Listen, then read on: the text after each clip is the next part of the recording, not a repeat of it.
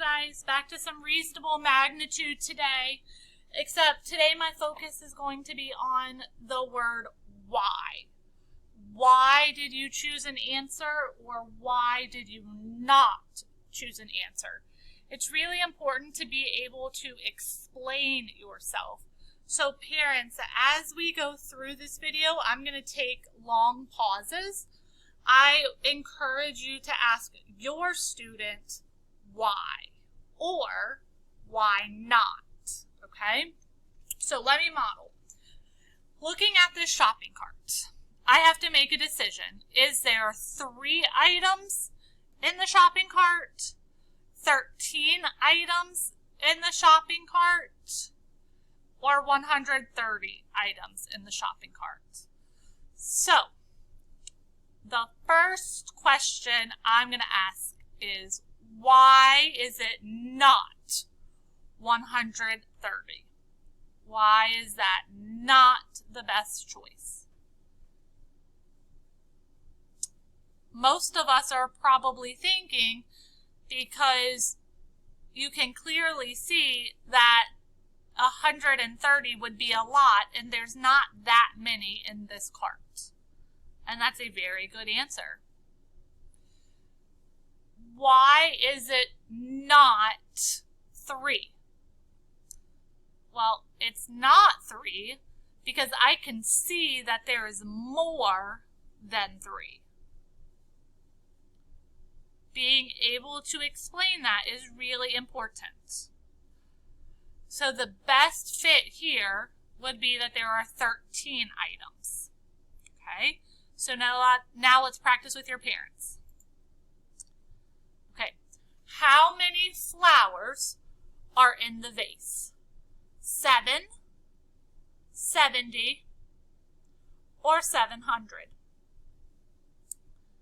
Okay, I want you to think about why. Why did you pick the answer you did?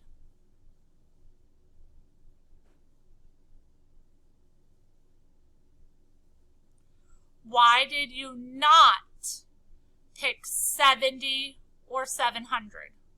Why was that not a good choice?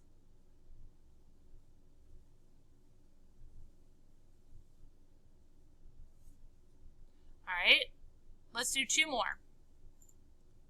I really like this one because it's ice cream. Notice these sprinkles right here. This is the size I'm talking about. How many sprinkles can you fit on the ice cream cone? Okay, is it 1, 10, or 100? Okay, well, let's see. That's what 1 looks like.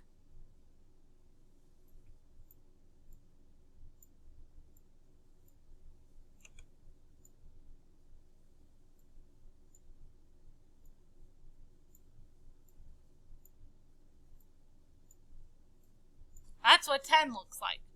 So what do you think the best choice is here? Tell me why. Why did you choose that answer? Say it out loud so somebody can hear you.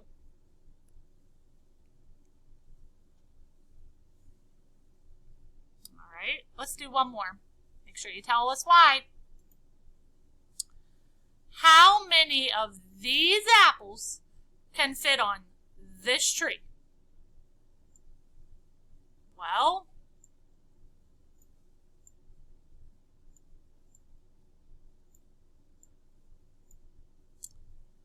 that's 6.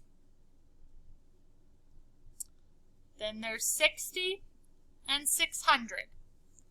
How many of these apples can fit on this tree? Tell me why. Tell me why it is not one of the other choices.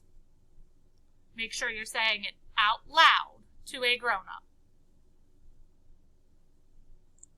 Good job.